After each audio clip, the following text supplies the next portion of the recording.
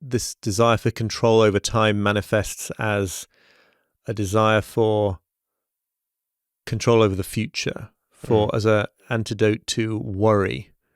And as well as being a sort of productivity geek and all the rest of it, I'm certainly a sort of inveterate worrier about the future. And I write in the book about the ways in which a lot of worry and kind of obsessive planning can be understood as an attempt to kind of, from the standpoint of the present, kind of throw a straitjacket over the future, right? To feel like you've got it under your control, you know what's coming. When in fact, another of the aspects of our being finite human beings is like what's been called like our total vulnerability to events, right? Anything could happen at any moment to anyone. That's just the way it is to be human. Hey everyone, welcome to the Drive Podcast. I'm your host, Peter Attia. Oliver, thank you so much for making time to speak in your evening. I've been looking forward to this for quite a while. As I was saying earlier when we spoke, your book is one of these 4 books that kind of fits into, I don't know, call it like books about the quality of one's life that have more to do with the way you live than some of the more physiological and biochemical things that I tend to think of commonly. Of course, so in addition to your book, people have not only heard me talk about these books, but interview the authors, Ryan Holiday with respect to his book, Stillness is the Key, Bill Perkins with Die with Zero, and Arthur Brooks, From Strength to Strength. So to be able to sit here and speak with you today is really exciting because it sort of puts a bow on these 4 books. And it's a book I've enjoyed several times now, and I still am not convinced I fully understand it. So I'm really looking forward to speaking. Oh, well, thank you. I'm really, really happy to be here. I'm looking forward to getting into it. Absolutely. When I read the book, there was a lot I could relate to because I'm definitely a productivity geek. I probably have been as long as I can remember. I've always kept lists. I love pens and journals, and I love to organize, and even at a young age and growing up, it was clear that there was almost pathological consequences to this, because if things were not done, there would be emotional consequences. So tell me a little bit about your experience in this arena. It sounds like this is something that came naturally to you as well. That sounds alarmingly similar to me as a young adult anyway. I don't know about as a kid, but certainly feeling very, very motivated, not realizing at the time, obviously, that it wasn't just the normal way to try to get your homework done and get your college assignments in on time, but this real sense that there must be a way of kind of getting on top of my time and structuring my time that would enable me to sort of, deal with everything that was thrown at me, not have to make difficult decisions and fail to placate certain people who are making demands, and not have to make any choices about which direction I was going in, because I would be so efficient that I would do it all. And you get, well, in my experience anyway, I don't know about yours, you get to this place where you often feel very nearly like you're there, right? You feel like it might only be a month or 2 of really disciplined work before you're going to be at the sunlit uplands of effortless productivity, but instead you end up sort of making fresh starts every, introducing a new system, downloading a new app, buying a new notebook every month or 2. So yeah, that was definitely me. And then I got into a position professionally where I could write about a lot of this stuff and continue to sort of go deep into it. And I think this book is probably what came from sort of exhausting that, right? Realizing that I'd tried like 100 different productivity systems and they hadn't given me the emotional thing I was seeking. So maybe there was a problem with the question I was asking, rather than that I just hadn't found the right solution. Yeah, there's a line in there you throw away, and I don't remember who it's attributed to, but it's effectively, we teach what we most need to learn, something to that effect. Right. Yes. Richard Bach, I Yeah, think, who wrote yeah, Richard Bach, Jonathan that's right. Livingston Seagull. Yeah. Yeah, and not only that in terms of where the book came from, but even in terms of the book itself, right? It's like, it's a whole bunch of advice that I needed to hear and still need to hear. So it's always a little bit funny to me or awkward when I run into people who assume that the book describes the sort of daily state of serenity in which I actually live my life, because I don't, and I certainly, I totally still struggle with all of this stuff. But that's what makes it interesting, I think, to me. It's not interesting to write about, to try to grapple with things that come easily to you. So this question of like how you orient yourself inside time in a finite life, I it's endlessly fascinating to me, but I certainly don't feel like I've resolved it all. You said something a second ago that I think is very important, especially for someone who hasn't read the book.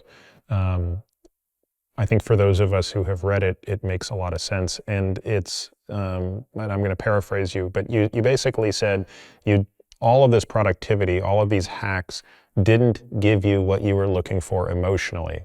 And again, to someone who didn't read the book, that's a bit counterintuitive, because the whole purpose of productivity is not some emotional thing. It's to get more stuff done, right? It's to, Right. Be more efficient. But I Right. think you're tying it back to something that is much deeper at our root as individuals, that really comes down to time and our view of time, and whether we consciously think about finitude or not, subconsciously we are all aware of it at all times. So let's talk a little bit about that, and maybe, well, we can do it in any way that you find it helpful, but I think that the way you write about it through the lens of evolution is quite helpful, and how we go from, an era when we didn't keep time through the Industrial Revolution, when all of a Mhm. sudden timekeeping became essential. Yeah. Yeah, no, I think that historical lens is really illuminating. On some level, it's my working hypothesis, my working thesis that everyone has always struggled with being finite. We are these sort of unique creatures as humans who are both fully material animals and at the same time can think about and know about the fact that we're going to die one day. So we're in this kind of unique, anguished situation. But we haven't always had the kind of ideas about time that enable us to then try to use time management or productivity or planning or scheduling to try to, engage in emotional avoidance of that scary issue of our finitude, right? So all the way back through the record of philosophy, back to the ancient Greeks and Romans, there are people grappling with the fact that there is death. But it's only in a widespread way, with maybe not the Industrial Revolution, but running up to that and certainly beyond after it, that most people were thinking, I think, about time as a resource, right? So it's not just the medium in which your life unfolds. It's like this. It's almost like there's you and there's time, and it's your job somehow to try to handle time in the right way. You feel like you have an adversarial relationship with time, right? Most people feel either hounded by all the stuff they've got to do in the time available, or some people might feel that there's not enough to fill their time with. But all of these things kind of imply a relationship between you and your time, which is actually quite an odd notion once you really start to think about it, the idea that it should be something separate. So I guess at the root of my argument is, the idea that most of the stress and the trouble and the anxiety and the lack of meaning and the things that we encounter in our relationship with time come from sort of pathological versions of this idea that it's something for us to try to use as well as we can, or handle or manage or master. And most of our deepest experiences as humans of truly meaningful and fulfilling moments seem to involve a kind of falling away of those concepts and a falling back into just presence in this one moment that we have.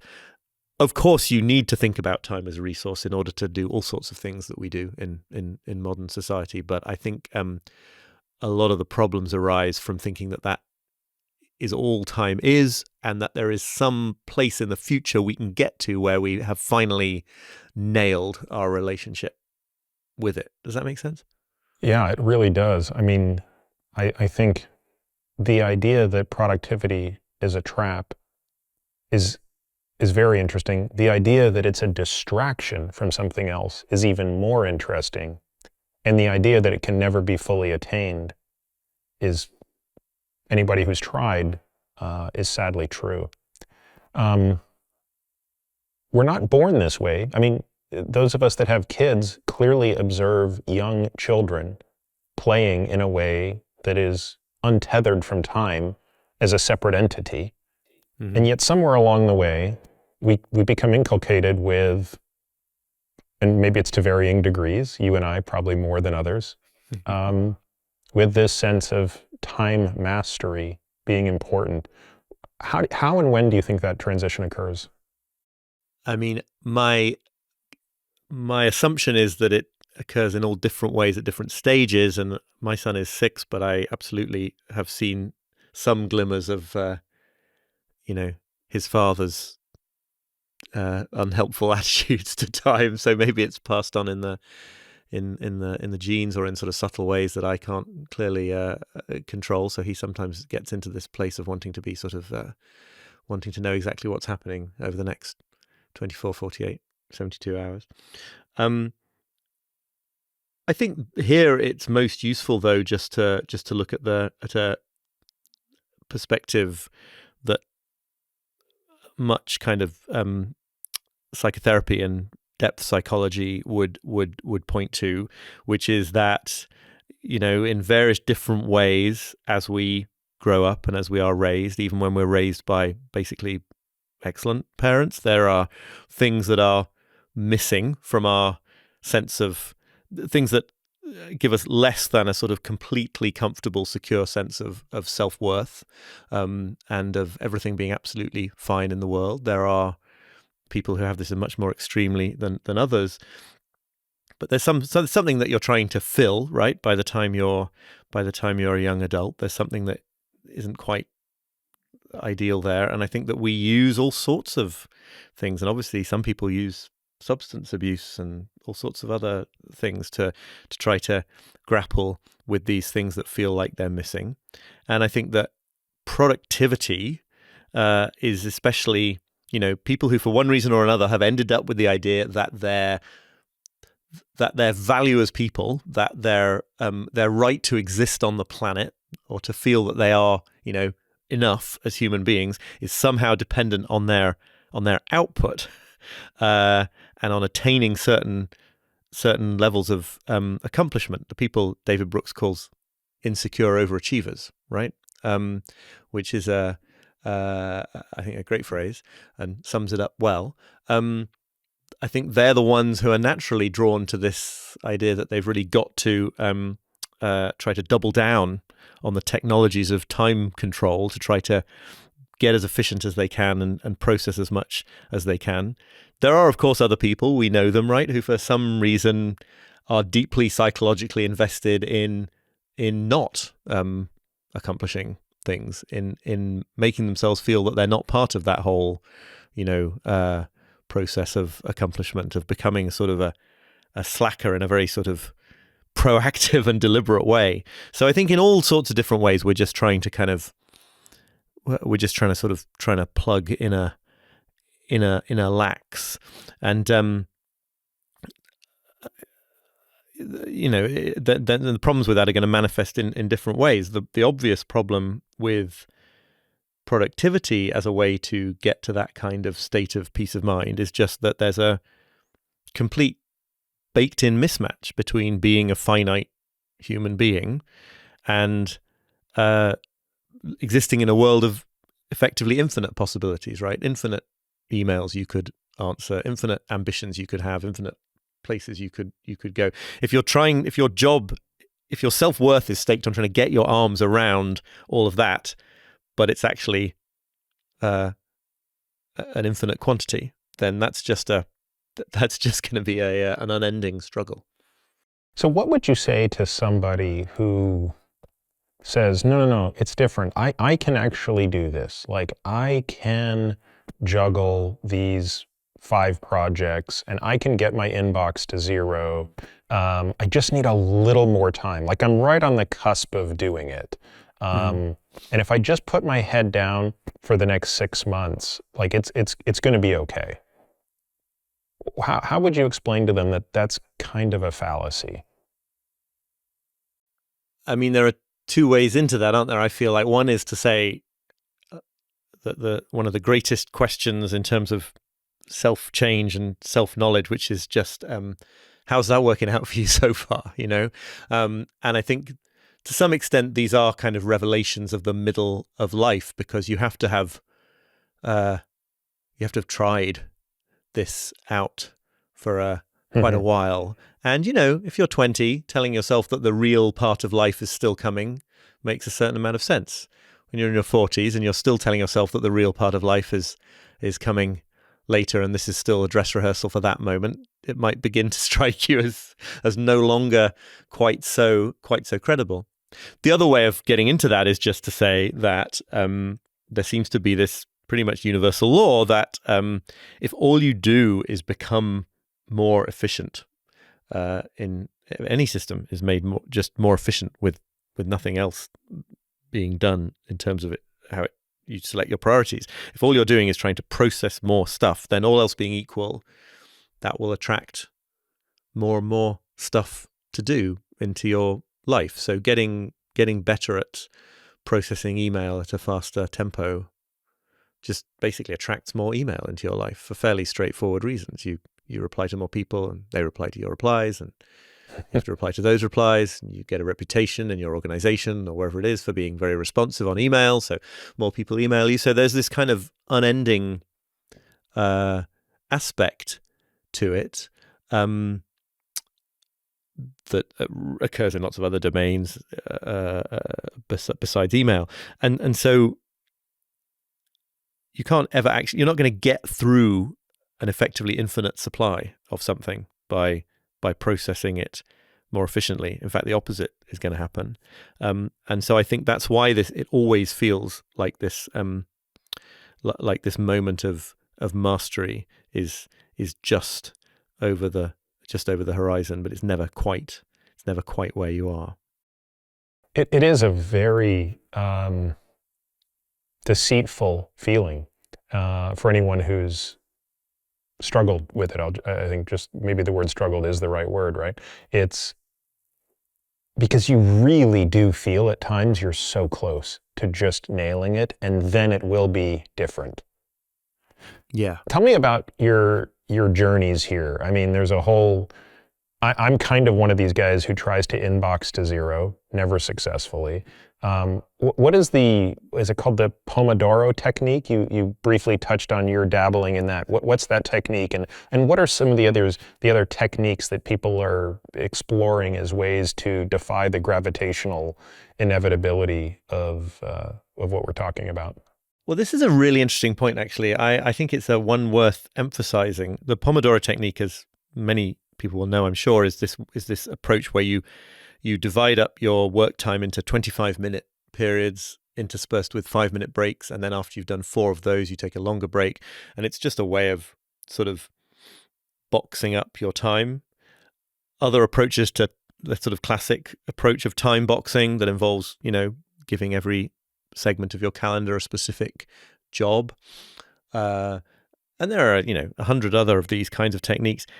And many, many of them, including the Pomodoro technique, are totally great. Like, there's absolutely nothing intrinsically wrong, I don't think, with them, using this or that protocol for. When you say great, through, meaning they will increase an individual's productivity? I mean, yeah, right. I mean, they are fine as a way of structuring your day that might well help you make the right choices, understand how much time you have available, and therefore decide that certain things are more important uses of that time than not. And if you read the writing of the guy who invented the Pomodoro technique, he's very on board with this idea that it's about turning time from being an adversary to an ally by just sort of seeing that in some sense, your time already is made up of 25-minute periods, right? And you could look at it that way. So it's just a question of being explicit about that and making choices about what you're going to put in those times and taking appropriate rests. All of these techniques are, when I say great, I mean all of these techniques are like fine if they work as a way of lending order to the day. I think the real problem that you see again and again, and I certainly had for a long time, is that people see them as, they throw themselves on them as kind of, paths to this salvation that I think we are talking about in some implicit way, because it is a very sort of religious feeling in some ways.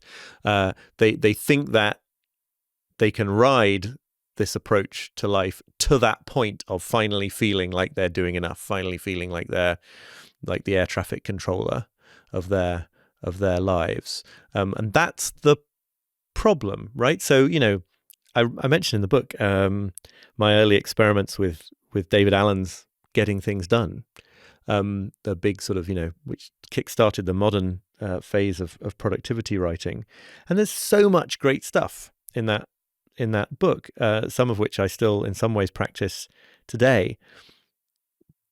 But I was so fixated in this idea that I was somehow going to be able to do everything that I completely missed what he says very clearly early in that book, which is that it's about having too much to do and staying calm in the middle of having too much to do. And I totally took it as a way that was going to help me not have too much to do, because I would have been managing to do everything. And we're just a certain kind of person anyway, I think, really drawn to we just take anything and co-opt it into this psychological project of trying to feel like we're fully in control of our lives in a way that we can't be. I'm fascinated to talk to you about this, because it seems that I think you could easily see that a lot of the more physical, biological stuff could easily be dragooned into a similar kind of project of feeling in total control of our situation. I don't know if you see that happening. I do. In yourself, maybe. I don't know. No, absolutely. And I sort of write about this in the epilogue of my book, where I sort of say, I think when my obsession with this topic began about a decade ago, I mean, maybe 15 years ago in one way, but really in earnest a decade ago, there's zero question in my mind with the benefit of the retrospectoscope I have today, that it was 100% a how do I run from death? Basically, it was just, this is just I'm going to put my head in the sand and march my way towards something that deep down I know is impossible, which is immortality, but I'm going to focus so much on this thing that, I'm not going to confront my fear of death, or I'm going to confront my fear of death by shouting louder at that fear with this thing. Mm-hmm. This thing. And this thing is all the things I'm going to do to live longer. I think a lot of people can relate to that, and I think people have different reasons for it. I talk about what my reasons were for that, but I can say now that I realize that completely. I have a slightly different take today, but like you, I still struggle. Meaning, I still watch people die and get very sad. Just recently, someone who I actually had on the podcast died. And he was, in his early 80s. So, by most people's standards, hey, he lived to and maybe slightly beyond normal life expectancy. But I don't know. It always bothers me when someone dies. It still does. And I intellectually, I know that that's a very bizarre way to feel. That he had his 4,000 weeks. He did a lot with those 4,000 weeks. He he had a wonderful family. Like, you have all of these things. Like, there's nothing to mourn other than the fact that he's not here. And yet I still have a sense of sadness about that. And I understand that part of that produces a distraction from what's happening today. Like, if you dwell on that too much, you miss out on the fact that, well, the best thing you can do to honor the legacy or the memory or whatever is to do your thing today. But you write, another thing you write about that I love is the challenge of trying too hard to be present. Right. This has also this has equally become kind of cult-like, which is, I am going to be the most present person ever, and like I'm going to will myself into that. So say a bit about that. Yeah, I mean, it feels like it's the natural reaction at first when you sort of begin to realize that you've been running into the future for so long through these kinds of techniques and this approach. It's like, oh, well, surely what I have to do is the opposite of that, and that's like be really, really present. And then you read books on mindfulness that say, when you're washing the dishes, when you're loading the dishwasher, just do that thing, be present in that moment. And then you find, right, there's something sort of paradoxical about how the mind works in those contexts. As soon as you're self-consciously trying to will yourself into the moment, then you're not doing it, because what you're actually doing is thinking about whether you're in the moment enough.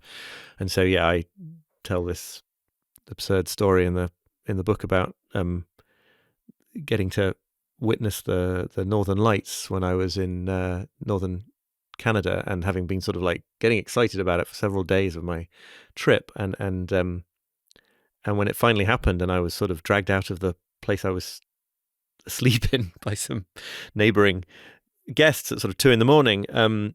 To see this, just finding myself thinking, like, firstly trying really hard to be there and being very much aware that as a result I was not, and then just having stray thoughts like that it looked like an old PC screensaver, and all these kind of like these terrible thoughts that just totally ruined the kind of sacredness of the moment, because I had been so sort of cognitively engaged with trying to be there.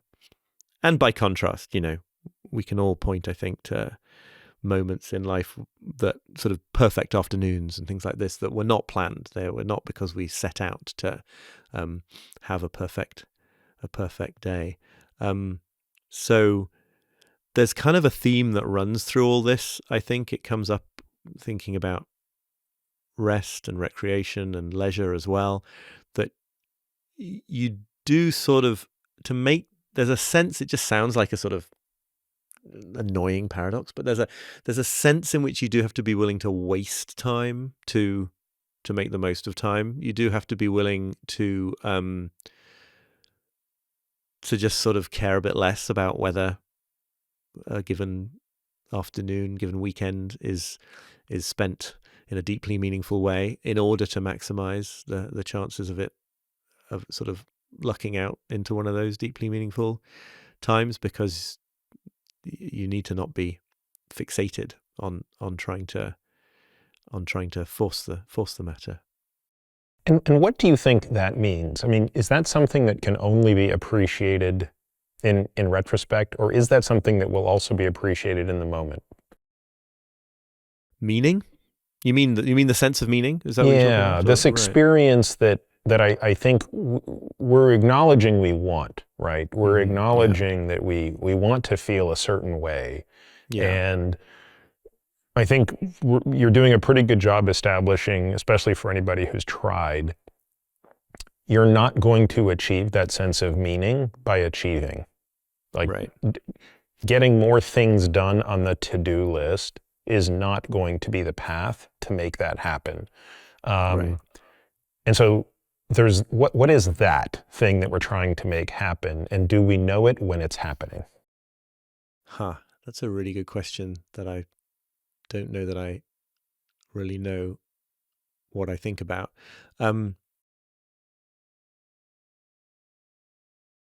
certainly just in my immediate direct experience, the best times in life are either best in recollection, in hindsight, or they are, flow states in the moment, which and it, as we know from flow states, right? Can you be aware that you're in them? I think in some bodily sense you can be aware that you're in them, but you're not in them once you're thinking too hard about them in a verbal way. I don't know if it's quite the same point, but maybe it connects. I think that one of the strangest parts of this is that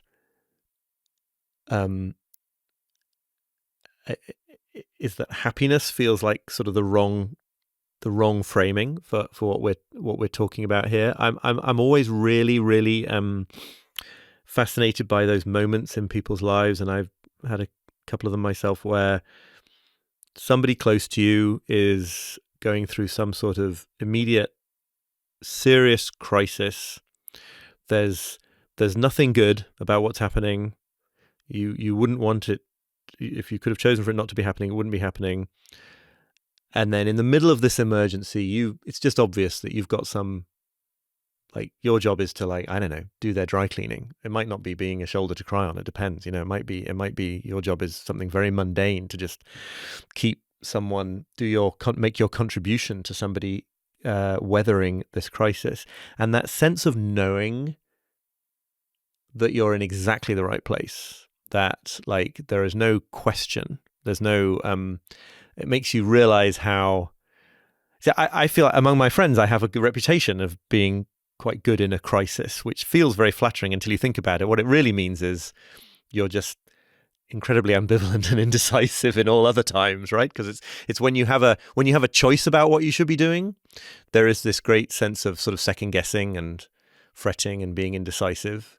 And yet I think we all have these experiences when there isn't really a choice, when choice is taken away, when it's incredibly obvious what you should be doing to help in that moment, which are in some sense deeply fulfilling, even though they're not happy.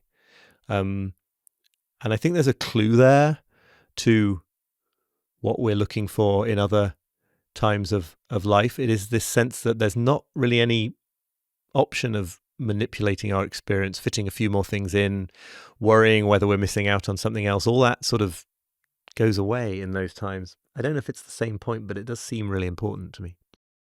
Do you think what you're describing can exist, or is at least, well, let's just start with that.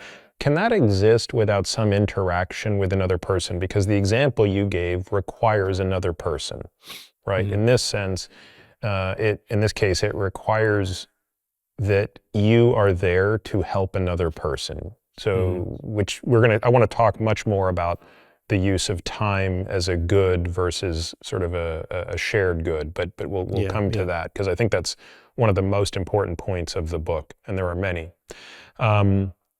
But as I sort of rack my brain to think about the most joyful moments, and I say this as a 10 out of 10 introvert, I mean, I need endless amounts of time by myself to function. If I don't have that, I come off the rails. Yeah. But the truest joy I have, even as a 10 out of 10 introvert, is with others. And it makes me wonder, is what we're talking about here so much about the relationship of not just time, but time with others? I'll give you an example. So I play this game with patients where I sort of say, like, if you could be in perfect health indefinitely, so we're going to grant you eternal life, but you have to do it on a desert island. Now, it's a great desert island because you don't have to find your own coconuts. Like, everything you want is there, right? So we've somehow solved every problem, and away from the island, there are robots churning away, giving you everything you need. So you've got your Netflix, you've got your food, you've got your whatever, to your heart's content. You can have anything. The only thing you can't have is another human being. Are you happy? And most people, when they think about this for just a few minutes, come to the conclusion, no, it would be very difficult to be happy. Right. Whatever we define happiness as. That's such a sloppy word, but fill in the blank your positive valence. Very difficult. Mm-hmm. I mean, what do you think of that, and what does that tell us here? Yeah, it's super interesting. I think it's basically right. I think that we're talking about things that can only happen in some form of relationship. I would say that there probably can be such a thing as, your relationship with parts of yourself. That I think when people are journaling, for example, they are maybe in a relation with unconscious parts of themselves. I think you can be in relationship with the natural world in certain ways. But by and large, I think you're right that the deepest ways in which we're in relationship are with other people. And I mean, there's a million different angles to to sort of endorse that point. Stated like that, it doesn't sound super controversial. I think where it connects to what I'm so interested in and I'm writing about in the book is that it's there's a sense in which other people, other consciousnesses are kind of in some way they're sort of an affront to any idea that we can use our intellect to control our world, right? Because as soon as you're in any kind of even slightly intimate relationship or friendship with somebody else, it's like people have their own agendas. You're brought into an encounter with your limits, because you can't just like uh, make the rhythms of family life go exactly as you want them to do. If you manage that, you find everyone else is very miserable, and that's not what you wanted. So we're sort of brought into this encounter with the fact that we are these finite beings. And I think that's really important and edifying for us somehow, because part of what is going wrong, at least for me in my personal experience, with the whole mastery of time approach, is it's some notion that I ought to be able to solve the problem of life with my intellect, right? That I ought to be able to figure out the workflow and the scheme and the goal setting system and work life out. And other people are at once, a constant reminder that you can't use your own intellect to work out life, because everyone else is living their own lives and has their own agendas. And also that huge numbers of just very practical things that mean anything to us just can't be done except in some form of relationship. So whether what you care about is raising a family, making music, playing sports, pursuing a sort of a religious faith, or building a business, or being a political activist, a million different kinds of things that energize people, but they all have that in common, that need to collaborate, and that understanding that you don't get to run life in the way that I think we often feel that we want to. And actually, I give some examples in the book, right, of people who sort of get into the position where they do have an extraordinary amount of control over how time unfolds in their own lives, and then find themselves kind of lonely and miserable as a result of that. Yeah, let's talk about Mario. I mean, I don't know if that's who you're referring to in the moment, but it's an interesting story. I hadn't heard of this character. It's kind of bizarre. Yeah, and I feel like I shouldn't defame him. He may be, I suppose, as I say in the book, he may be happy. All I'm saying is, I know that I would not be happy if I had designed. Yeah. I think that's a fair point. Let's do it through the lens of, I agree with you. I would be Right. be very unhappy in doing what he's doing, regardless of the luxury, the opulence, the wealth. Sounds like you would share in that. Just tell folks briefly what the story is. Yes, so there's this guy who is the subject of a New York Times short movie called "The Happiest Guy in the World," I think it's called, which is how he describes himself. And he's a fellow who has constructed a life spent almost entirely living on board cruise ships as a sort of the ultimate loyal customer of the cruise line that he frequents. And this movie is just a short, really well-made movie.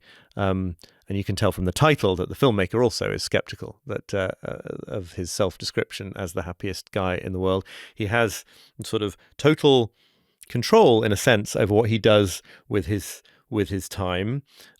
He is not bound to a location. He's not bound to a job. He's not bound to chores, because that's all handled for him.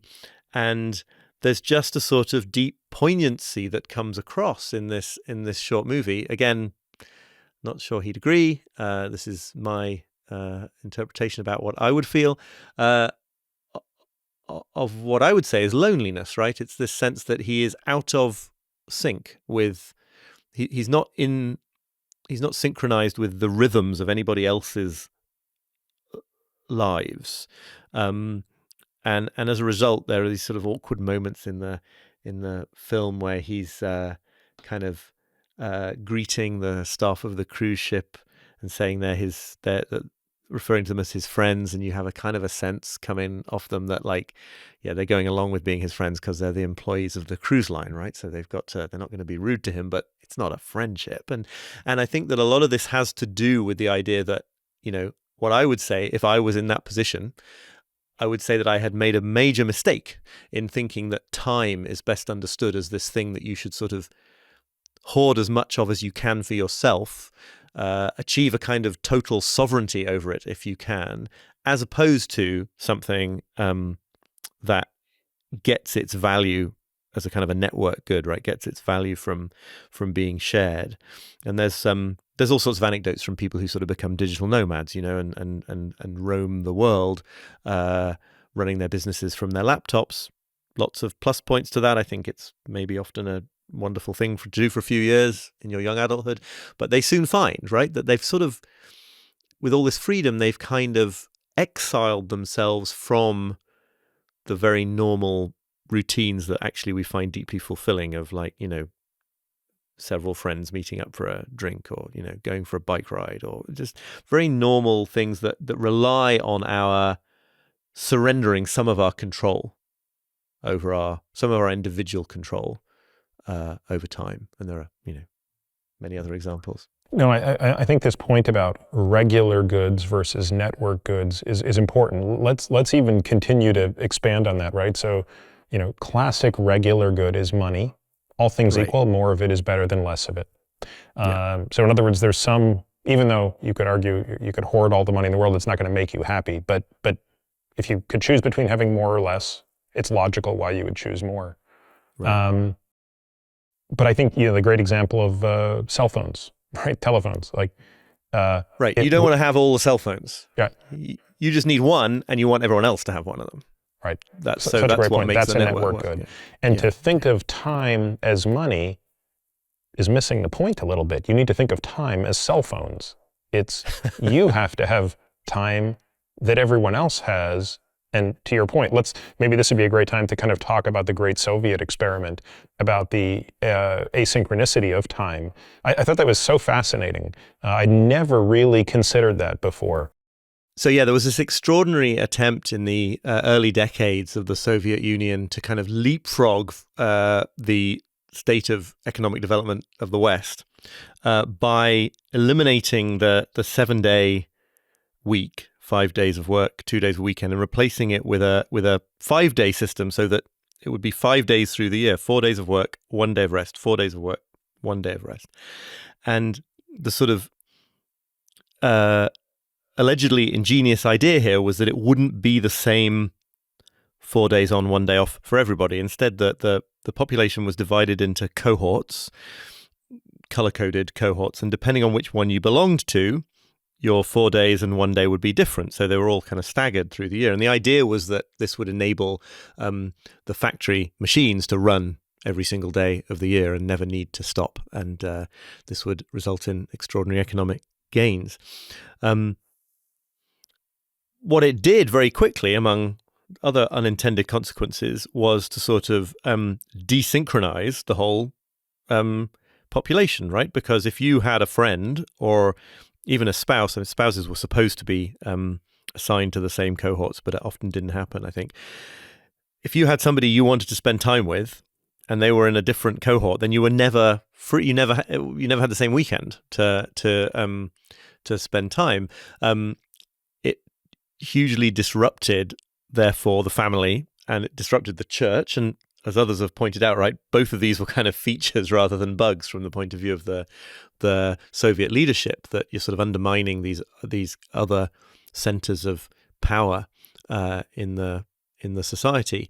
But there's an amazing letter to Pravda, kind of amazing that was written at all, but somebody complaining that a holiday isn't a holiday at all if nobody else in your life is available to spend the holiday with, and you've just got to like go to the cafe and drink a cup of coffee on your own.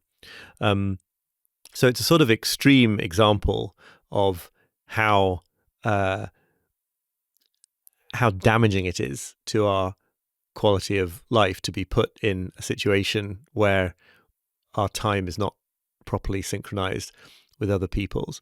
But as various people, including the writer Judith Shulevitz, who I quote in the book, has pointed out, like we've kind of done something like that to ourselves in the 21st century US and UK, because although we do not have that kind of deliberate top-down government messing with our attempts to synchronize our time, pretty much everybody, for one reason or another, both the kind of people who are sort of called into work irregular shifts in retail, but also the more privileged people who set their own hours and work on their laptops or whatever, all of us are all on different schedules than everybody else. And this helps explain this kind of notorious problem that everyone talks about, especially in big cities, where it's just so difficult to find a time when like three of you and two friends can meet up for a beer. It's not that you don't have any time. It might be that you feel very busy as well, but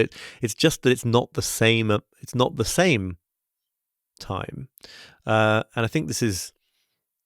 It's a real and sort of a growing problem, the way we've sort of completely fallen out of sync with each other, because almost anything you do, and I write in the book about how much I've got out of singing in amateur choirs over the years, but anything like that, you all need to agree that it's going to be at the same time of the day on the same day of the week. Otherwise it's not happening. So I think there's a kind of a deep point there that has quite a few sort of low-level practical ramifications as well. Well, and that's the interesting thing, right? Without time, you couldn't do these things. We couldn't synchronize, and synchronization is so important for civilization, and yet it's potentially the thing that gets us back to this root problem, which is we now think we can master this thing called time. And as I think we're learning, if you try to master time, time will master you. So right. We need time to have a civilization. We can't really synchronize it because of the success of civilization. Ergo, we try to gain control over it by mastering it, some of us more than others, and we end up feeling like we can't. And I love the way you point out the flaw in the logic of the story about the rocks, the pebbles, and the sand, which yes. I mean, I've always thought I lived by that thing. I know my rocks, I know my pebbles, I know my sand. Maybe explain to folks what that is and why that might be a fallacy. Sure, yeah, right. If there's anyone on the planet who hasn't heard the original story, which is, I think, probably reproduced in 1,000 time management books, it is this anecdote, has different versions, but it's basically, in the one I know, I think a professor arrives in a classroom one day with some large rocks, some pebbles, some sand, and a big glass jar. And he challenges the students to fit all of this stuff into the jar. And the students, who have to be kind of dumb for the purposes of the story, right, start putting in the sand first and then the pebbles, but then the rocks don't fit. The pebbles first and the sand, the rocks don't fit. And then he very smugly points out, no, look, if you put the big rocks in first, then the pebbles and the sand nestle in the spaces in between. The moral of the story is, if you make time for your biggest priorities, then you'll get them done and you'll have other time for other things. But if you don't, first of all, make time for your biggest priorities, you won't find time for them because all this other stuff will fill up the finite space. And it's actually just true so far as it goes, right? You know, there are kind of decisions to be made between things that really matter and things that don't really matter. But I think much more importantly is that it's a scam, right? It's a rigged demonstration, because he has only brought into the classroom the number of big rocks that he knows can be made to fit into this jar. And I argue in the book that I think the problem that we have as humans, but especially as humans in the modern world, the real problem that we have is that there are just far too many big rocks. There are far too many things that legitimately matter or could be said to matter. So there are certainly marginal benefits to around the edges, you know, to kind of how you're arranging your day and making sure that you're putting in the important stuff and not spending too much time on stuff that doesn't matter. But the really big challenge, I think, is seeing that there will always be more big rocks than we'll have time for, and having the courage really to neglect a whole lot of them in order to focus on a few of them. Being willing, I think Elizabeth Gilbert says this, right? She has this great line about how we think that saying no is so important because if we say no to all the stuff we don't want to do, we'll have time for the things that we do want to do. But actually, the true art of saying no is saying no to things you do want to do in order to do some other things that you do want to do.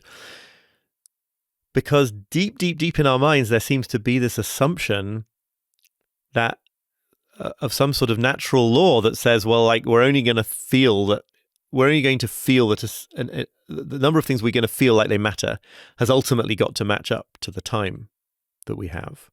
And it's just, you know, it just isn't the case. We can feel that vastly more matters than we're going to have time for. And so I think that really goes to the heart of this idea that, like, figuring out what to neglect, being willing to let things go, waving goodbye to possibilities, this sort of very dark kind of disappointment that's baked in to any life, that it's sort of handling that is the big challenge, I think. Well, I love the story that you tell, whether it's apocryphal or not, about Warren Buffett speaking with his pilot. I think you describe it as the allure of middling priorities. I think that actually captures the essence of what you just said, which is a far more realistic version of the rock problem. Do you want to share that? Yeah, sure. And I think it's pretty established now that it wasn't Warren Buffett, or that Warren Buffett denies it. And I make this clear in the book, but it you know, if people say wise it's stuff, irrelevant who says it. I think the story right. is, yeah. And when people come up with like wise sayings, it's either Confucius or the Buddha or Warren Buffett, basically, who gets them attributed to them. Right. He's allegedly asked, how should I sort of set my priorities in life? And he replies that you should make a list of the 25 things that matter to you most in your life, goals, priorities, rank them in order from 1 to 25. And the top 5 are the ones that you should sort of pour your time and energy and attention into. But the next 20, and this is where most of us might come to a different conclusion, right? Many people might say, well, the next 20, those are kind of pretty important. So whenever you get a little corner of time, do something on one of those. And he says, no, those 20 are the ones you should avoid at all costs, because they're the ones that matter to you enough to lure you away from the top 5, but don't matter to you enough to be the top 5.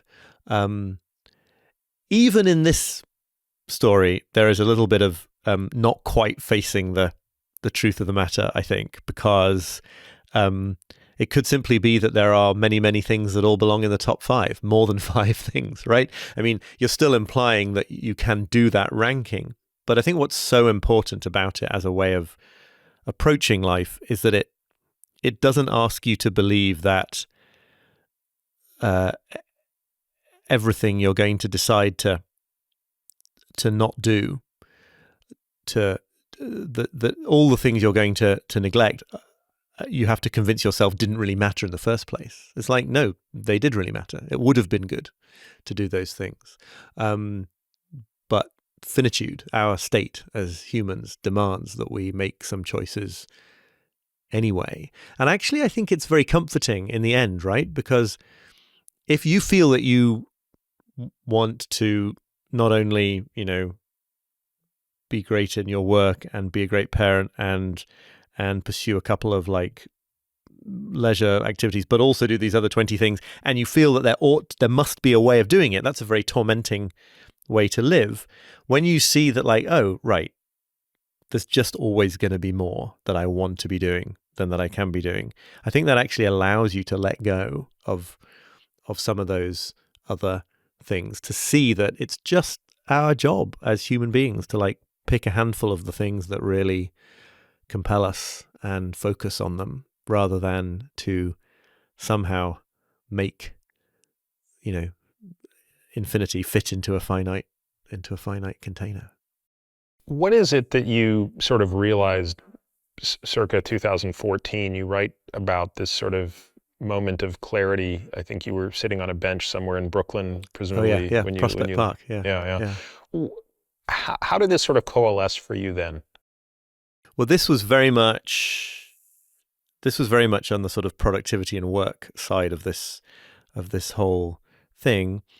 And it was a kind of an intellectual epiphany. I don't know, you might resonate with this, right? You can sometimes figure things out in an intellectual level, and then it takes kind of years to live into them in a real way. So it wasn't like my life changed that moment, but it was a winter morning in the middle of the week. I had like a huge, even larger number of things I felt like I had to do by the end of that week than normal. And I was on my way to my co-working space where I worked then in Brooklyn, and sitting on this bench, like trying to game it out, trying to figure out like what combination of scheduling and what order I could do things in and how I could make it work to really power through and actually get to the end of all these things that felt like obligations for that week.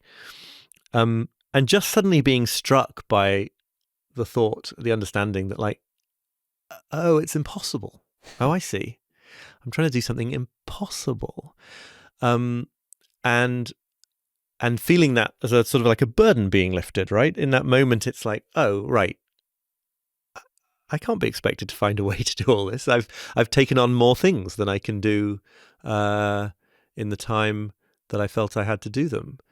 And maybe there are going to be some downsides to having to renegotiate things or fail to meet some deadlines. But then I'm going to have to deal with those downsides because, there's no alternative. And I find this to be, I think it runs through a lot of what we're talking about here, a lot of what I've written maybe. This move where you sort of see that your problem is worse than you thought it was. And that is incredibly liberating because you go from thinking that you face an incredibly hard challenge to seeing that actually it's not really hard, it's impossible. And the shift from really hard to impossible is actually quite important because you can stop beating yourself up for not being able to do something impossible. And I'm thinking now, just in terms of what you were saying before about the initial motivations for your interest in all the physical stuff, like I think there's a similar liberation to go through, right? In seeing like finding a way to live forever, that's impossible.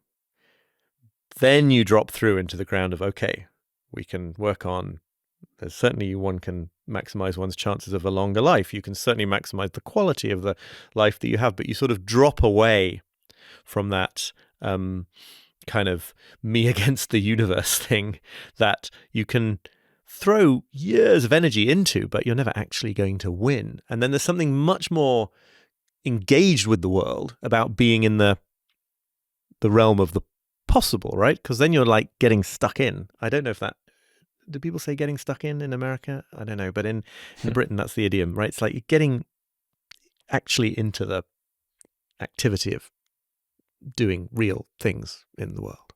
One of the things that I'm struck by in reading your book, and you and I were speaking about this earlier, but your book is, as I said, kind of one of these four books that I've read many times, but I've tried and failed many times to come up with a unifying theory of them. And as I was saying, I set it as a goal to do this before I turned 50. So, 18 months before I turned 50, I had sort of set this goal of, by my 50th birthday, I will come up with a unifying theory on this aspect of life as it Right. ties into what these four authors have said. What you've written, what Bill Perkins has written, Arthur Brooks, Ryan Holiday, and no doubt there are others out there who are Right. writing Sure. in this Sure. area as well.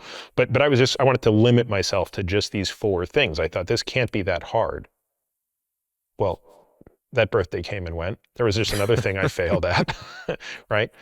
And I'll tell you one area where I'm really struggling, right, is sense of purpose. hmm What is the role of sense of purpose?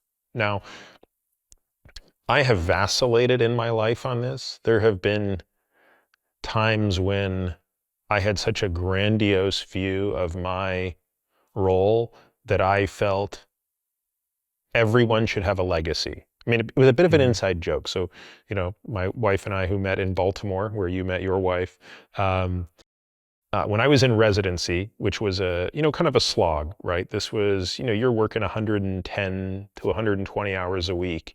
And talk about asynchronous time, right? Like, my wife is working two jobs. I'm working one job that might as well be Right. three. I mean, we're virtually never together.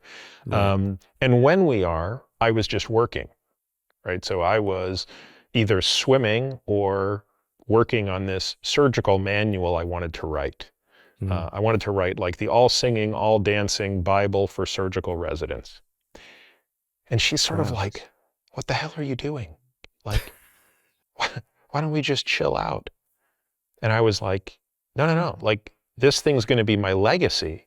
And she hmm thought it was so funny that she actually got me a t-shirt that said, what's your legacy? But it said like PA. It was my initials, quotes, what's your legacy? Like, she's just mocking me with this t-shirt.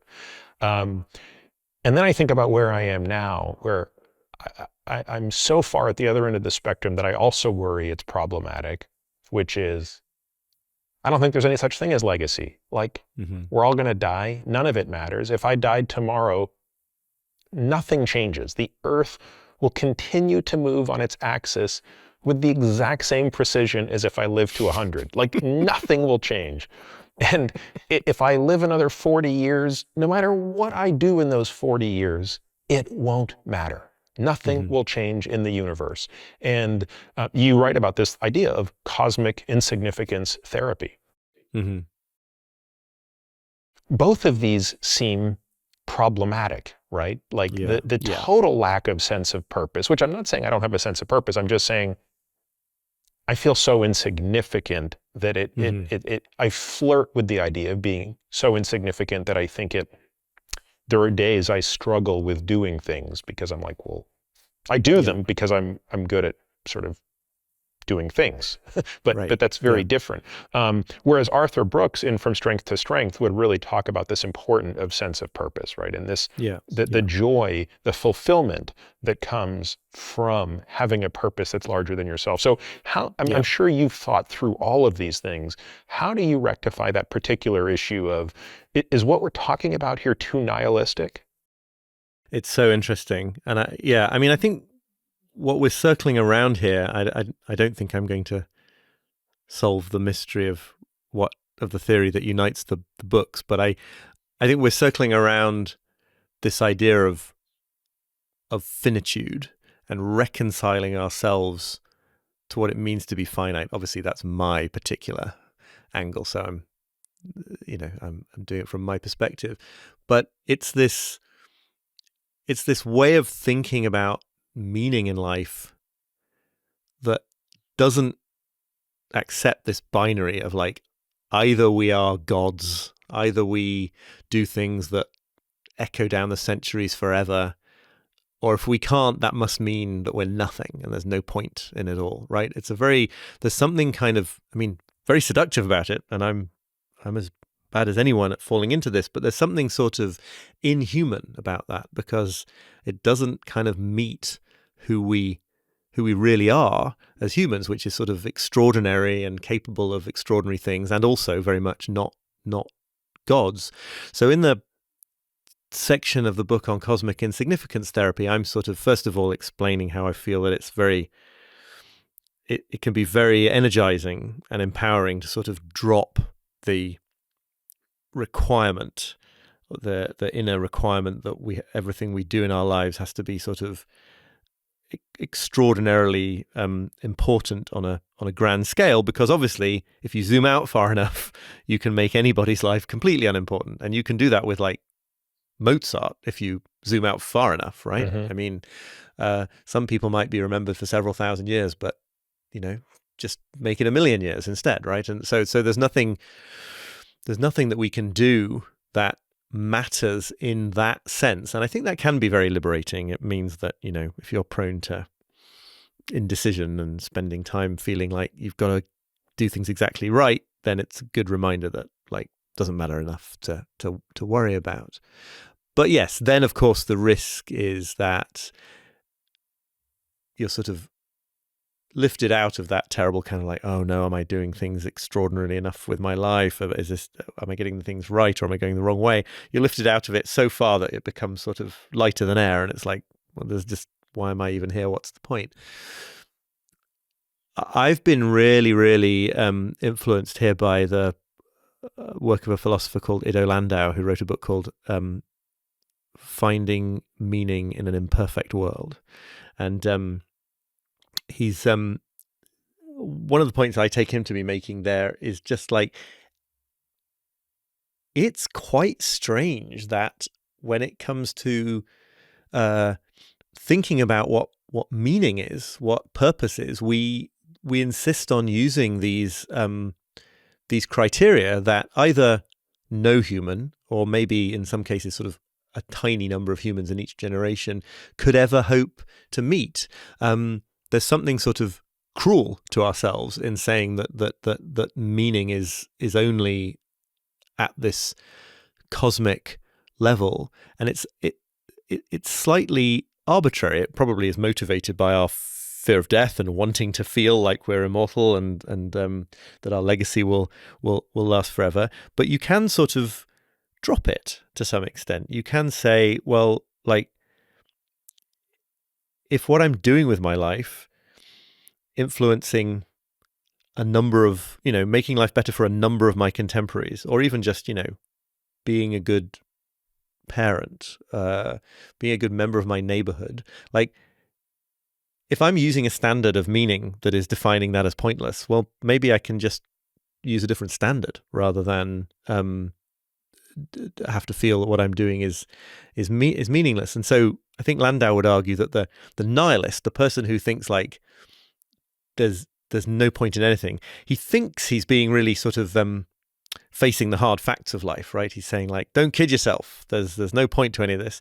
But in fact, he's kind of still clinging on to a fantasy, which is that he should be able to. He's got very high standards for what meaning should be, right? And then he finds that the nihilist. Then he finds that life doesn't measure up to the standards, so he's like, well, it's all pointless. But in fact, those standards, I feel like we even know that those standards don't apply, right? I mean, again, we're talking before about meaningful times when you're helping a friend through a crisis or something like that. Like, there's a feeling of meaning in those times, or a feeling perhaps of aliveness, some people might say, that is kind of feels self-justifying, right? Sure, you can still point out that in any X number of thousands of years, it wouldn't have mattered that you were there for that person, but it mattered then. And Landau has this great line about we're always doing this thing to ourselves where we're saying like, well, it's not a meaningful human existence because something that we couldn't be expected to do as humans is something that we're not doing that thing. If someone loves their dog, you don't kind of correct them and tell them that actually their dog is no good because it can't drive. If someone has a really nice chair in their house that's a real pleasure to sit on, you don't say, well, no, it's a useless chair because it can't boil water for a cup of tea, right? We just don't expect things. We don't expect those things of those things. So fine. And can we maybe not expect of ourselves as finite humans these kind of godlike acts of cosmic meaning, and still find that the meaning that is available to us as finite humans is actually like really, really something serious and important, and that becoming more and more wholeheartedly human is maybe a better goal in life than trying to sort of escape the human condition and become superhuman. That makes a lot of sense, and that's the only place that I can reconcile it, Oliver, is yeah, in the big picture, I'm not, I'm never going to bend the arc of the universe. Like, I have no delusion about that, but I'll matter to my kids, Right. and I'll matter to my wife, and I'll matter to my friends, and that's the focus. Which then brings us back full circle to the trap of productivity. Because, at least for me, this is maybe, I don't know if you struggle with it in this warped way. I then say, well, gosh, I have this real sense of urgency. I'm back to now wanting to control time, because I know the statistics. Once my kids are 18, I Mm-hmm. have virtually no time left with them, right? Right. They say on average, you have 19 years with your children. Mm-hmm. 18 of them occur in the first 18 years of their life. Mm-hmm. 1 year of total time with them occurs once they go off to college. That's Right. it. Cumulative time. So Right.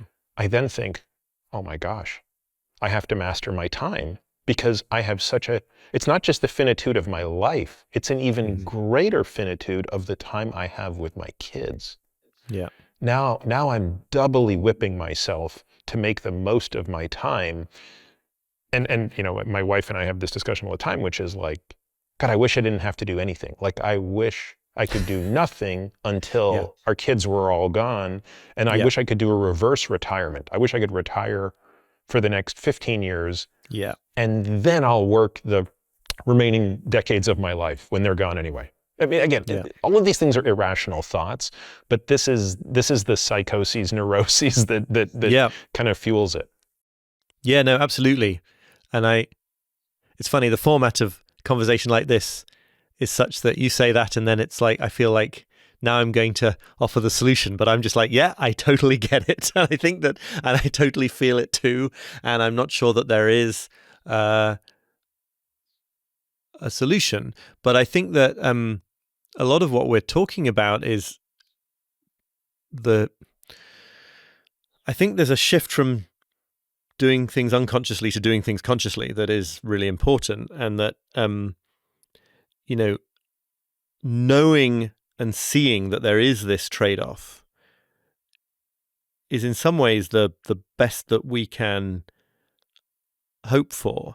That trying to solve the problem through time mastery is not going to make things better, because that's going to be undertaken in the unconscious belief that there's a way of maximizing your capacity so much that you can spend all the time that feels like it matters with your kids, and you can spend all the time that feels like it matters on the work. And it's like, actually, if the starting point is that that isn't possible, then I think firstly you make wiser decisions around the edges, right? So maybe you do backpedal a little bit on certain work things in order to maximize a bit more time with kids. Maybe you do organize your time in certain strategic ways to sort of make those gains around the edges and free up capacity. But more fundamentally, I feel like you can just sort of see, like, yeah, it's like it's a sad truth about being who we are and being fortunate enough to have these different domains of our lives that we value. People, if people do, if people who are parents and people who have work that gives them meaning, or whatever other things might be competing in their lives. And so this comes back before, actually, I wanted to say in response to you talking about the person you were talking about who died, and the sort of the fact that one doesn't stop feeling sad about those things or struggling with those things. You sort of the person who thinks they're going to find a way to master their time and make enough time for everything is trapped in this kind of future-oriented anxiety. The person who sort of sees the truth about trade-offs and the truth about finitude doesn't suddenly become happy and reconciled to it all, but it's a different kind of feeling. It's a kind of poignancy, right? There's a sort of sad tinge to life that you don't get away from. But I'm sort of struggling to articulate this. But it's part of living a meaningful life is to just sort of be consciously in that fact that we don't get all the time we would wish to have. I don't know if that made sense. No, it does, and I think, going back to what we talked about earlier, I think that's why I have yet to construct this unifying theory, because it's not a unifying theory. In some ways, suggests a solution. It's Right. it's a series of equations, right? Unifying Right. theories in physics are equations. I don't think there's an equation here, Right. even though my engineering background wants one. Yeah. And there isn't. And a lot of the physiologic stuff can be broken down into equations, right? We can talk about cardiac output as a function of contractility and stroke volume and heart rate and systemic vascular resistance and all these things. Like, we can really talk about physiologic stuff that way. Now, of course, at the cellular level, we're still hosed. I mean, there's a lot we can't talk about in that regard. But we still have biological mechanisms that we somewhat understand. This is much more difficult. And if people are sitting here listening to this on a podcast that's about longevity and asking, why are we talking about this? Well, I would argue, if you're not talking about this, what the hell does that other stuff matter? Right. And I think you really put your finger on it with this sort of the idea that a unifying theory suggests a solution. It's this kind of it's the acceptance of the fact that there isn't a solution that is such a powerful psychological transition, I think. And it totally goes along with doing everything you possibly can to sort of maximize both the quality of your experience and the amount of time you can have the probability of having more time to have those experiences. But it steps away from this idea that one day you're going to find the solution to the human condition. There are all these great sayings and phrases and ways of putting it that come out of Zen Buddhism, where people are sort of pointing to this notion that, like, what drives us crazy is thinking that there has to be a solution to the condition in which we find ourselves. So the quote I use at the beginning of the book from Jocko Beck, the American Zen teacher, is, she said, what makes it unbearable is your mistaken belief that it can be cured, which is quite an interestingly sort of medical way of stating the problem. A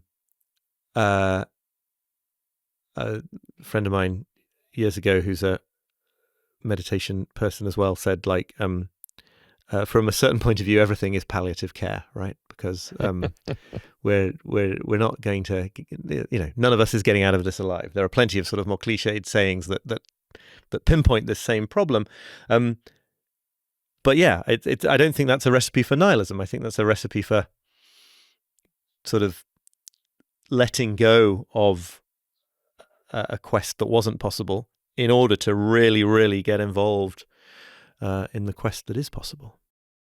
There's so much I learned from your book, and again, as I said, I think there are places where it overlaps so much with others, and it reinforces things that I've already seen the value in. And one of the most important is what Ryan Holiday writes about as stillness, and what you write about as atelic activities.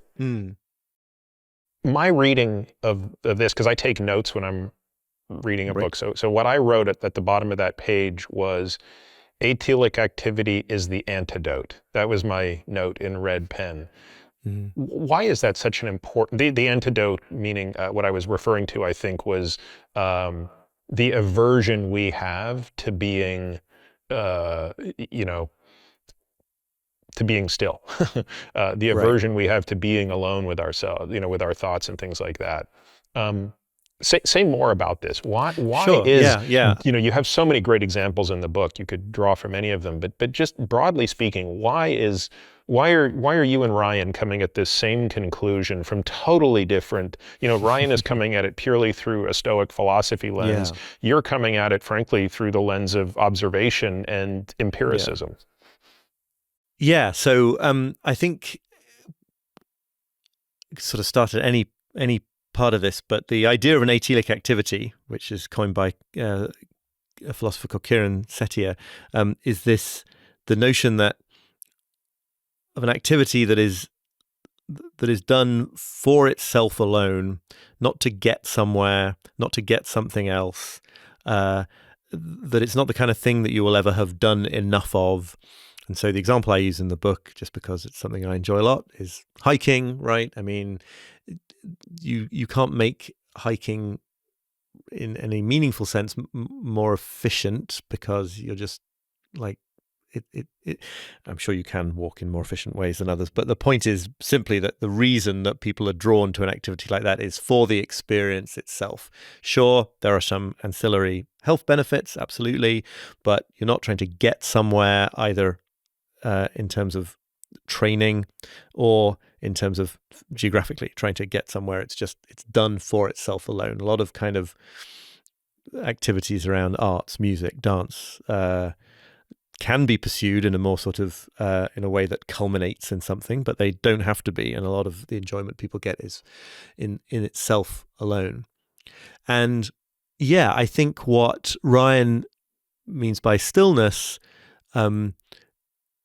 is also something that almost by definition can't be an instrumental use of time. And so I think the unifying idea here is that there is something wrong with pursuing a life in which time is considered exclusively instrumentally, so that you're always assessing the value of how you're using your time by where it's leading you and how well it's getting you to that goal.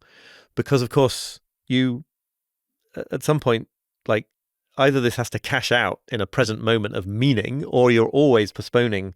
It has the effect of sort of always postponing the moment of truth into the future. And there's a great quote that I use in the book as well from John Maynard Keynes, the economist, who I think gets at the point of why we do this, why we want to live for future activities, even though it's a kind of anxious way to live, even though we're never quite at the moment of fulfillment. It's because by projecting our interests in what we're doing constantly into the future, you're sort of securing what Keynes calls a spurious immortality for them, right? So he's got this quote where he says, the purposive man does not love his cat, but only the cat's kittens, nor in truth the kittens, but only the kitten's kittens, and so on, forward forever to the end of catdom, as he puts it. And it's kind of a terrible way to live because you never get to actually love your pet, or, plug in there whatever the other benefit or value of an activity would be. But it has this great advantage on a subconscious level that, like, it's all because of somewhere you're getting. And as long as you're still getting somewhere, then you don't have to fully kind of face the pain of the fact that, like, no, this is it, that it's not a dress rehearsal, that this is the time you have to use meaningfully if you're going to have a meaningful life. And I fall into this trap all the time, of sort of catching myself seeing that I'm really thinking about 2 days' time when this stuff's out of the way, when this other stuff has been completed, when I've figured out how to do something, like, then I'll start, living in a present way and really, like, getting the value of life. But what we're really doing, I think I agree with Keynes about this, is sort of constantly projecting that moment forwards because it kind of feels like we don't have to die. Again, I think it's worth saying that again, Oliver, because it's so profound, right? I think this is the jugular issue. I think it is this connection to our mortality and our finitude that is underpinning all of this difficulty. Because on the one hand, it just shouldn't be this hard. Like, I sometimes laugh at my struggle with this, where I'll have a number of things, over the next month that ostensibly all are enjoyable, right? Like, oh, I'm doing this thing with my kids on this day, and we're going to go camping on this day, and oh, I've got a day set aside to go racing my car on the track. I mean, these are all things that are just pure bliss to me. And when I look back at the month after the fact, I realize every time you were in one of those moments, you were thinking about the next one. Right. I mean, it's just, yeah, it's tragic. And I think this point of, am I doing that because subconsciously I need to do that to avoid confronting the finite nature of time? I don't know if that makes sense, but No, it that's makes kind of how yeah. I'm hearing Yeah. and processing this. Yeah, it makes total sense. And I think, certainly in my experience, but I take solace from the fact that I don't think the great philosophers of history found any alternative to this. It's not that we need to aim to leave that mindset behind in favor of a kind of total perfect reconciliation to mortality. It's just that you shift from this kind of avoidant stance, which triggers so much kind of saps the meaning from life, to a stance that kind of looks it in the face and feels kind of sad about it, right? It's like, it's not that you don't want to get tripped up on the idea that you're supposed to become, totally zen about this awful human fate. You can sort of just kind of integrate to some extent, only to some extent in my case, but you can sort of integrate that poignancy into the experience, and then you do sort of land, you do sort of fall back into the moment that you're in. It's tricky because I think that, those of us in this kind of productivity mindset have spent a lot of time kind of beating ourselves up for not doing enough yet or not getting to a certain point, and it's very easy to take that same stance towards the challenge of reconciling yourself to it all, right? And then feeling that like you're somehow falling short because you don't feel completely zen about mortality. I don't think there's any reason to believe anyone ever does. I took some comfort in knowing there was at least one other person who did the math, which I forget who it was you were referring to in your book. You were referring to someone, though, who had basically done the math on how improbable each of our existences is. Right. Anybody who, I guess, has thought through embryology can't help but think about that, which is, what's the probability that sperm on that day hit that egg on that month? Right. To result in me being here. And you only need to think about this through the lens of siblings. Like, you have siblings that are, they're genetically similar, but they're completely different people. And so therefore, there's a, sub-trillion probability event that I even exist. And one of the things you point out that can be, again, I'm sort of thinking about this through the lens of partial antidotes. Right? There's no solution to this problem. As you said, it's palliative care. But what are some partial antidotes? Another one might be flipping the problem statement from not, oh, I can't believe I only have 4,000 weeks. How am I going to make the most of them? To, I can't believe I even get 1 week. Like, right. Yes, absolutely. It's just 100%. a miracle we're here. Yeah. Yeah, from going to that idea of getting to have the time, I think is such a powerful transition. Partly because, and this is kind of Heidegger and all sorts of stuff I grappled with in trying to write this book, and don't don't recommend anyone else grapples with Heidegger, but partly because it shifts the attention from the specific content of experience to the fact of there being experience.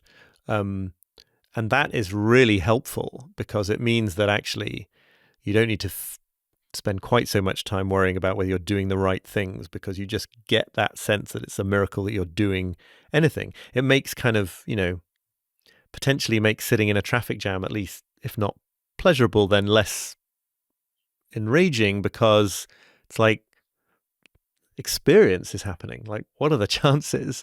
And that's kind of amazing, even if you're doing something that we would normally characterize as really frustrating. I mentioned somebody in the book who had this experience after a friend of his died unexpectedly and young, and finding himself in sort of traffic jams or supermarket queues or sitting on waiting on hold on phone lines, whatever, and having that thought, like, what would my friend have given to be in this traffic jam now, to be waiting in this queue now? And there's a way of just really dialing into an appreciation of the fact that there is experience, as opposed to exactly what it is you're experiencing. Yeah, one of my friends said something very similar, and I thought this was just such a great thought, which is, we all sort of lament getting older, and it's not. Let's put aside the number, right? It's the birthday, but just the changes that occur. Like, it's not fun to experience more pain. It's not fun to have a little more ache. It's not fun to have less pep in your step. And at some point, we're all experiencing that. And she said very wisely, well, consider the alternative. Right. Being dead, right? Like, right. Maybe it sucks to turn 65 and look in the mirror and not see the face that you saw when you were 25. But isn't this better than having died when you were 25? I mean, it's another way to sort of think about this problem.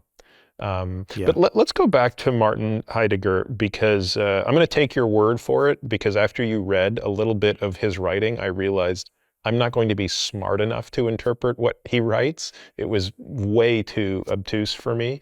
But I'm not sure it's a question of smarts. It's a very, very impenetrable and endlessly debated question, what on earth he means. Yeah. But anyway, yeah. But let's talk about this idea of having versus being time, because this comes up so much in the book, but I think you're always going back to his work. So again, notwithstanding the disclaimer that he was a Nazi sympathizer, and that, that can color maybe your view of him as a person, but his philosophy nevertheless is interesting. No, absolutely. And slightly to my regret, after the book came out, I discovered very similar outlook on this question in the work of one of the founders of Zen called Dogen, writing in, I think, the 12th, 13th century. And he wasn't a Nazi, so I should have... And he was the original. I mean, he thought about it like decades, centuries right, exactly, before. Right, he came first, and he wasn't a Nazi. So, and it's much clearer. It's kind of puzzling, but it's not aggressively impenetrable in the way that Heidegger often is. But this is just this thought that I think you're right. It comes up again and again in this material that that maybe in some sense being and time are the same thing. Heidegger's masterwork is called Being and Time. One of Dogen's most famous works translates as being time with a hyphen, as if they're the same thing. And it's kind of strange to think about at first, but there's something very true about it. This notion that maybe if the idea that we have time, if you can see the ways in which that is flawed, right? Because you never really have time. You never really have more than the single present moment. You don't get it to keep in the way that physical possessions say we have. You don't have time in that sense.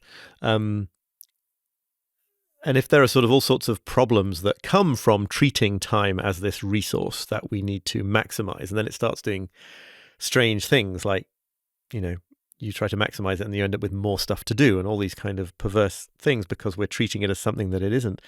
Well, maybe it makes a bit more sense to think of the idea that that you are time, that you are the moment, and that you are a kind of, in hindsight, your life will have been a portion of the time that you were.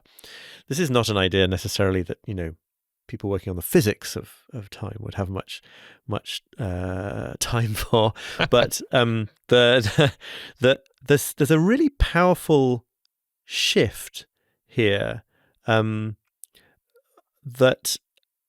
I think sort of it's basically beyond words. So I'm just sort of pointing at it and hoping that some people hearing this will be able to feel the shift that I'm talking about. But it sort of returns you to your life. It stops you engaging in this attempt to sort of be the air traffic controller of your life from above, or sort of try to get out in front of your time and steer it, and it puts you back into the position of just being a portion of time in a way that feels to me really, really liberating. There's a very famous quote from a story by Jorge Luis Borges, the novelist, that goes, I'll really mangle it, but it goes something like time is a river which bears me along, but I am the river. Time is a fire that consumes me, but I am the fire. Time is a tiger that attacks me, but I am the tiger. And I think he's making this same transition, right? We're constantly trying to sort of fight time, but actually we just are time. And yes, I think it's probable that this is not just beyond words for me, but that it might be sort of in some definitive, systematic sense beyond words, which is possibly also why it's so hard to understand in the work of Heidegger. But I think we're gesturing at something important here anyway. How do you think about, or how should one think about almost doing what we're kind of suggesting not to do, but for a different purpose, right? So I think what we're sort of saying is, look, if you jump into the productivity hack space, it's a fallacy. You're going to chase your tail, and you're never going to be made whole. Just as, and you use this example, just as the alcoholic can never quench their thirst fully, right? Just as no amount of alcohol can numb the pain that is at the root of that addiction, no amount of productivity can numb what is gnawing away at the need to achieve and be productive. And I know that for people out there who can't relate to extreme appetites for either alcohol or productivity, they might not have a clue what the hell we're talking about, but they're going to have to take it on a leap of faith that those are very true statements. But nevertheless, I think as humans, we work with tools, we work with protocols, we work with procedures, we work with tactics, and we try to make the best of the situation. We try to palliate. Yeah. You write about several of these. I think, we should talk about some of these things because I think they make a lot of sense, right? So let's talk about these three principles of paying yourself first, limiting work in progress, and of course we already addressed, but it's worth revisiting, resisting the allure of middling priorities. I like those three. Let's talk about how to operationalize them. Sure. Yeah. And I think you're right? We're getting at this question of what is the role of a technique or a method or a productivity system once you have begun a little bit to go through this process of kind of disenchantment with the lure of sort of total productivity and infinite capacity. And yeah, I think that's the moment at which to use these kinds of techniques, right? It's once you're sort of no longer thinking that they're going to save your soul. They're just useful things to do, and specific ones like the ones you mentioned, I'll talk about, have this, they're well attuned to the job of kind of embracing limitation and finitude. They're not the kind of techniques that are going to lead you astray back onto that treadmill. So paying yourself first, very well known concept in personal finance that when you get paid, you should take some money out of your paycheck and put it into savings and investments right away. And then your regular expenses come out of what's left, rather than spending what you need to spend and hoping that there'll be some left over at the end, because there isn't, because we live up to our means.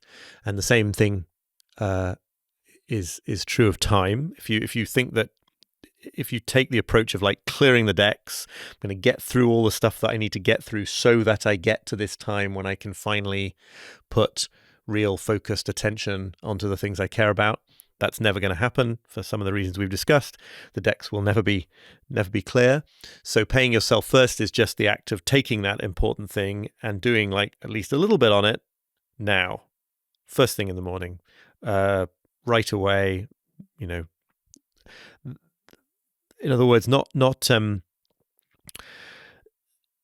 to clear the space for it, but just claiming the time for it and learning to tolerate the anxiety of the fact that while you do that, more emails will be coming in, more things will be filling up the decks, asking for your attention. And this can be, it can be work related, but it could be something else. Like if there's a project you want to work on, a creative pursuit, a relationship you want to nurture, like it's just the acceptance that at some point you're going to have to do that in a present moment. And it's not going to feel like it's the right time. It's not going to feel like everything else is out of the way, because everything is never going to be out of the way. So you could operationalize that as, spending the first hour of the workday doing your most important priority, something like that. There are lots and lots of different ways to make that concrete. Limiting your work in progress is one of these methods that just acknowledges up front that your bandwidth is incredibly limited, that your time is incredibly limited, and says, oh, well, okay, now what? And there are, again, lots of ways to do this, but this is just the idea of setting an upper limit to the number of tasks or projects that you're going to allow to sort of be on your plate at once. So I illustrate this in the book using this idea of 2 to-do lists. This is an extremely simple way of doing this, right? You could, in principle, have 2 to-do lists. One, an open list where you put absolutely anything and everything that's on your plate. It could have like 400 items on it. The other is a closed list. It might only have 5 slots on it. And the rule is that you feed tasks from the long list to the short list until those 5 slots are full.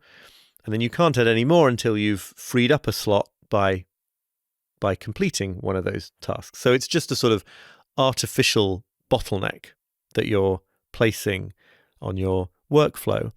And all that's happening here is you're taking a fact that is already true for all of us, which is that we can only give our attention to a handful of things on a given day in a given week.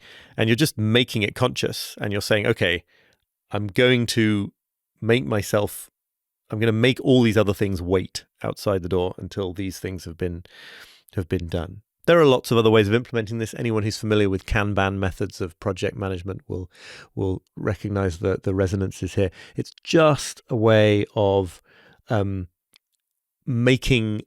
articulating and making conscious the limitations that we work with as humans. And the extraordinary thing is that when you do this, you actually find you do get more productive, right? You by being willing to make the other things wait, you do end up processing more tasks, more projects than if you didn't. And then, yes, finally, the middling priorities idea was just that there are lots of things that really feel like they matter, and those are the ones you have to be aware of if they are not the ones that really matter the most, because the urge to try to find a way to make time for all of them and end up, not doing any of them well is really strong. And you made a point before, but I want to reiterate it because I think it's so important, which is, there's two types of saying no, right? There's saying no to things you don't actually want to do that, maybe on the surface might look like they're worth doing, but deep down you don't want to do them, so you're kind of happy to say no. But then there's saying no to things that you do want to do, but are not top 5. And about 3 years ago, I really started to take that seriously. Mm-hmm. So seriously, in fact, that became the source of, or the substrate for my journaling was, Right. I kept a no journal. All the things I said no to, with an emphasis on things that I actually wanted to do. Mm-hmm. I think we're all FOMO machines, but I have some strong FOMO genes, and boy, it was really difficult to do that. And I created a system of accountability where I had a person that I would show up with to discuss my no list. These are all the things I said no to that I actually wanted to do. So again, I think all of those 3 things all fit together very well around that. Yeah, I think, again, that's not a solution. It's a Band-Aid. Right. And the discomfort that you feel, I think it's really important to sort of zero in on that. The discomfort that we feel when we say no to something that we did want to do is very different to the kind of talked up feeling that you get when you're racing through stuff to try to not have to say no to anything. It's unpleasant, but it's an encounter with reality, and it's good in the end, I think. Yeah. We didn't talk much about it, but I think part and parcel with this, because we've touched on it, is this idleness aversion, and the flip side of that is the need to be patient, and how impatient we are. Yeah. Tell the story of I forget the name of the professor at Harvard, but she has a class, an art class, and the students going through it have to do this painful experience, which you yourself undertook. Yeah, Jennifer Roberts.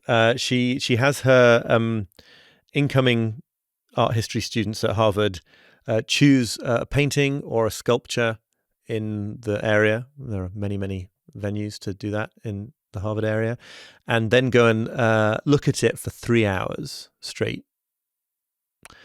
And I did this, with a painting by Degas in the Harvard Art Museums. And the idea here is that, well, I mean, the motivation for her came from seeing the students who were coming into her course and feeling that their whole lives were so geared to speed, both just generally because of the way the technological culture works, but also because of the pressures of a highly competitive university, right? There's all these kind of incentives to get stuff done as fast as you can. That it was actually her job, she felt, to kind of try to influence the tempo of what they were doing, to slow them down. And she did it herself, and I did it. And the really fascinating thing that you learn in this context, in the art case, and I'll explain why it's relevant beyond that, but in the art case is that, like, if you can sit with the intense discomfort that is involved in looking at a painting for such an obviously absurd amount of time, right? She knows it's an outrageous length of time. That's the point. After the first sort of hour, or whenever it happens for you, when the discomfort begins to fall away a bit and you really just sort of get into a different zone, you literally see things in the painting that you hadn't noticed before. And I don't mean you come up with like smart, fancy sounding new interpretations of what you're seeing. I mean like literal objects in paintings that you apparently didn't see for sort of 45 minutes of looking at that painting. And so the reward for kind of what you're doing there is you're giving the experience the time that it takes, instead of trying to dictate the time that it takes, which is extremely tempting for us in all sorts of contexts. And so I'm sort of using that in the book as one example of the benefits of sort of being willing to take experiences at the speed that they need. Reading is another really classic example. You can sort of do a certain amount to read faster and to train yourself to read more efficiently, but it's very small, really, before you start losing the experience, especially with kind of creative writing fiction. And I think that a lot of the time when people say that they don't have time to read or that they don't like reading anymore or whatever, what they mean is that they really hate that it needs them to slow down, that a sort of mind conditioned to speed and to going faster has to kind of surrender to the fact that, like, reading, especially if it's like a good novel or something, is just going to take a certain amount of time that you just have to let it take. And it's really striking how uncomfortable that feels. How deeply unpleasant it is to sort of give up control over the pace of something like that. Because, like, it doesn't feel like it doesn't make any sense that it should be as painful as it is, but it is. And then I think that on the other side of that, there are huge rewards.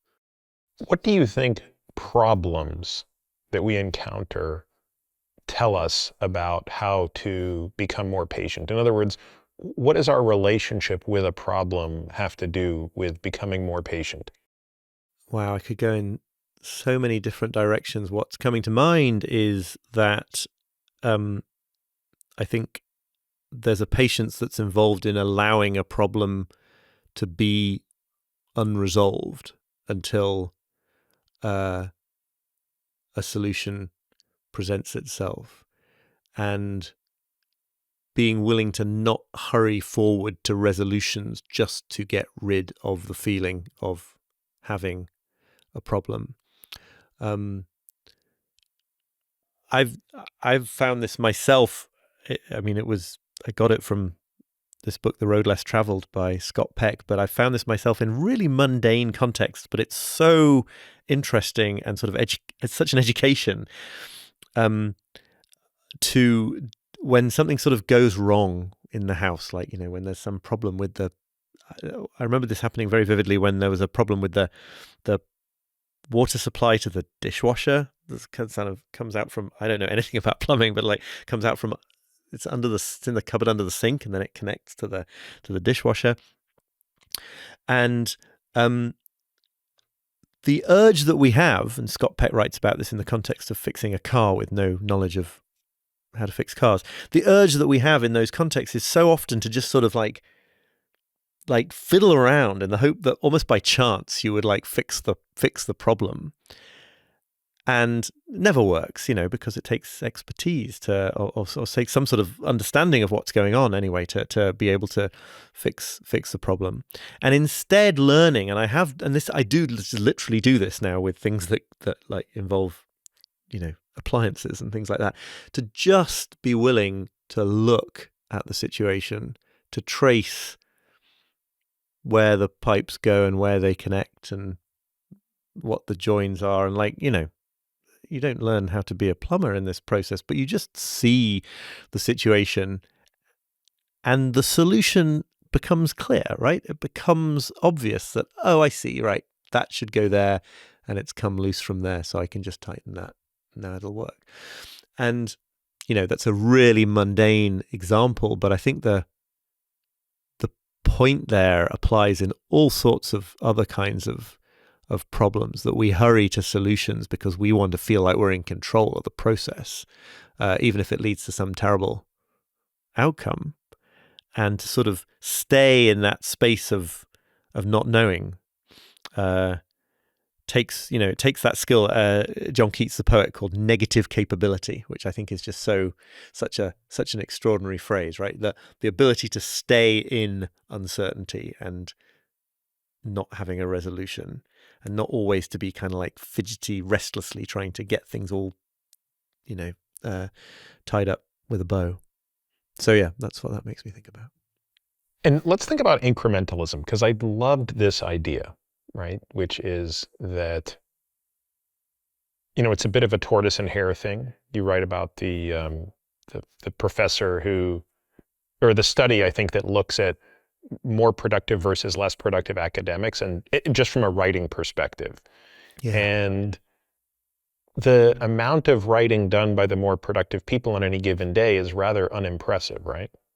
Yeah. This is just, I mean, I feel like this is something that you, I'm sure, can speak to in the sort of physiological side of things, because it is something to do with like the nature of writing as an athletic activity or something. But Robert Boyce, the professor you're talking about, found that the most consistently productive writers were the ones who made their writing work only a moderate part of their days and their weeks, um, because it sort of didn't.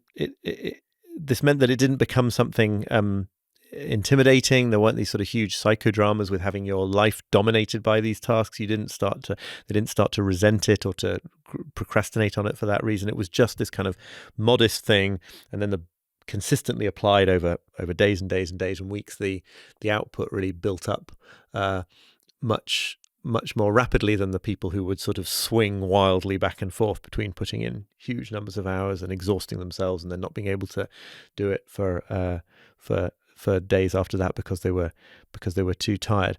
And where this has really made a difference to me, just literally in my writing practice, is in the power of stopping, right? Because this is the part of what he emphasized was that he actually advocated that if you find yourself on a roll, right? If you say, well, I'm only going to write for an hour or two because I'm going to keep it this modest thing in my life. If you find yourself on a roll at the end of that time, it's incredibly tempting to just like want to keep going and ride that wave of motivation. And he was a proponent of stopping at that point, like making yourself stop being as important as making yourself start. And I don't know, you may have a better explanation of what's going on here, but I've found it in all sorts of contexts, right? If you stop the thing that you're doing kind of sort of sooner than you want to, it does something very helpful to motivation. Like it makes you want to come back to it the next day in a way that is not the case if you sort of let yourself get spent. And Boyce makes the point that that's actually, wanting to ride the wave of motivation is actually a kind of impatience. Very often it's a kind of belief that you've got to grab the inspiration while you've got it now, grab the energy while you've got it now, because you might not get it again. And it's actually it's a very act of great confidence to be able to say, no, I'm going to stop now, like I said I would, and return to it tomorrow. I think it makes a ton of sense. And I would even say that physically, I've transitioned more to that type of a relationship with exercise in my older age, call it. My philosophy used to be the exact opposite, right? And maybe there was a bunch of other reasons for that, but it was clearly a sense of every day you had to burn every match. That was really how I felt about it. And today, and I think it's a healthier approach, I will always leave matches in the matchbox at the end of the workout. I'm never going to burn every single match. Now, there's an exception here and there. Some days you just really want to go for it and really see what your limit truly is. Right. But it is actually better, I think, from a longevity standpoint, and I say that physiologically, but just as much psychologically, to leave the workout with a little bit more, with a little bit of I could do a little bit more, and I can't wait to get back and do it again. And I think part of that is just preserving the drive to be back in there, because I think if you're burning every match every day, it gets awfully hard to show up, and in reality you're probably not actually doing as much good physically. Right. Yeah, no, that makes a lot of sense. Oliver, you close the book with sort of 10 steps, 10, I think you called them tools or steps for embracing our finitude. We won't go through them now because, I want people to get the book. If they haven't already done so, I want them to read the book. I want them to kind of go through this in the way that I've done it, with a highlighter and, really tried to learn what can be done. But are there any of those 10 that you think we haven't at least somewhat peripherally touched on that you want to dive into?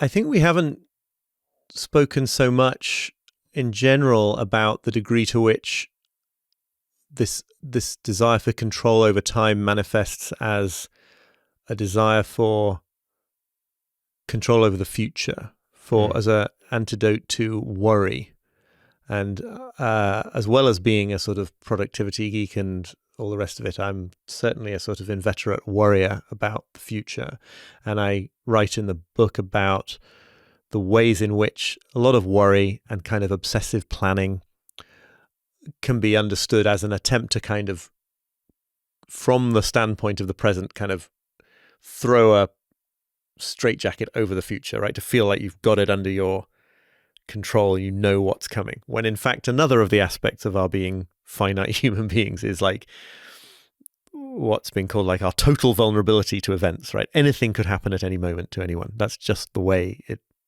it is to be human. And so one of the things that we haven't talked about, that's one of those items in the appendix, is this idea of a quite precise idea about curiosity as a stance to take towards life. And in the context of that, I'm talking about I'm borrowing the advice of somebody else about being a researcher in relationships, right? This stance where your attitude towards any kind of interpersonal relationship, although it comes from how to sort of relate best to small children as a parent or a caregiver, but it is this idea of like, instead of trying to get things to go in a certain way or hoping that they'll go in a certain way, taking the stance of like wondering how they're going to go, seeing if what you can, taking the stance that of trying to sort of find out what you can about another person, having that sort of open stance that says like, I wonder what's going to happen. I wonder what this other person is like, rather than that kind of attempt, that background attempt to kind of see if they're going to line up with what you feel you need to happen or how you feel you need people to be. So I think that sort of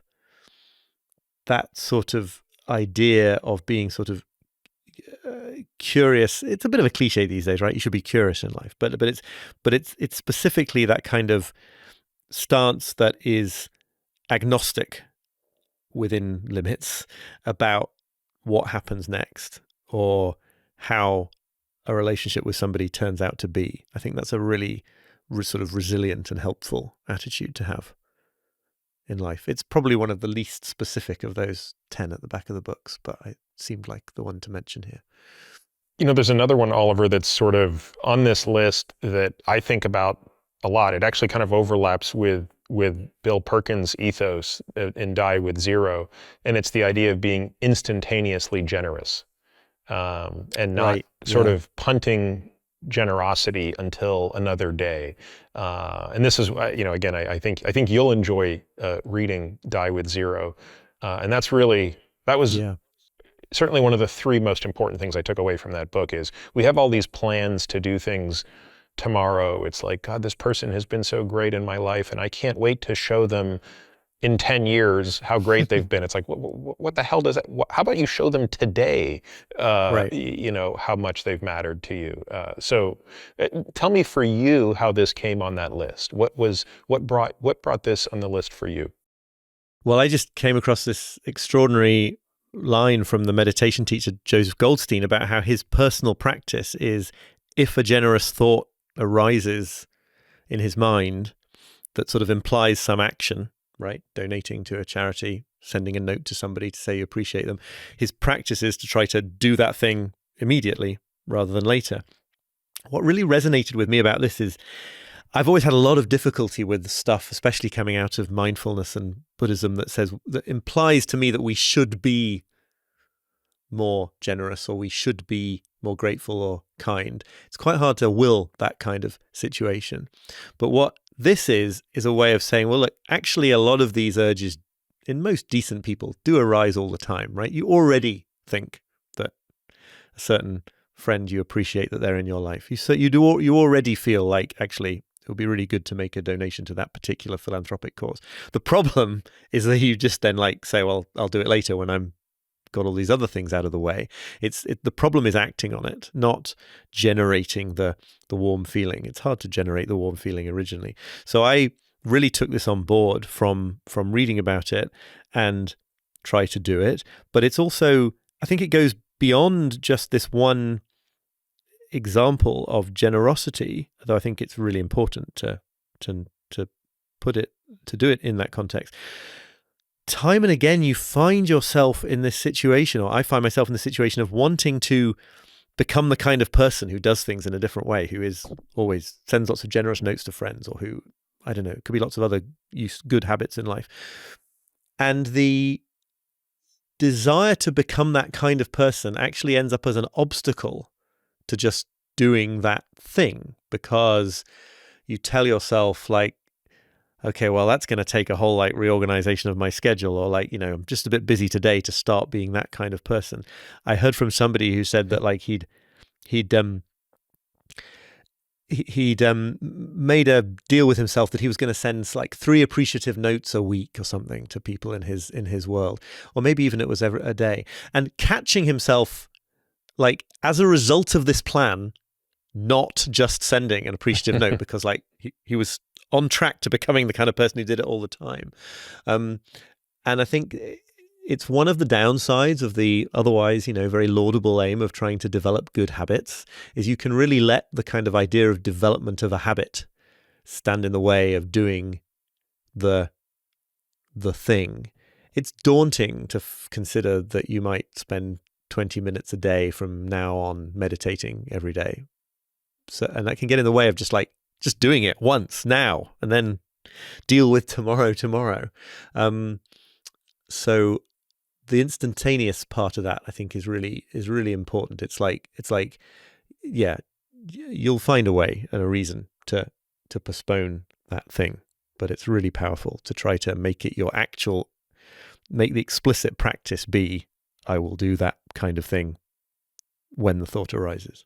Well, there are 8 other great points there, which again aren't, I just want to make sure we're not overselling this. They're not the solution to this problem. You're not gonna go and adopt these 10 ideas or behaviors and somehow, at least if you're me, and presumably for you, be at complete peace with the duration of your life, never struggle again with trying to achieve something, never again struggle with trying to be productive. I mean, none of these things. But boy, if we can move the needle a little bit and focus on these experiences and enjoy the experiences that do define those 4,000 weeks more than the ability, the trying to grasp water, which is effectively what it's like when you're trying to master your productivity.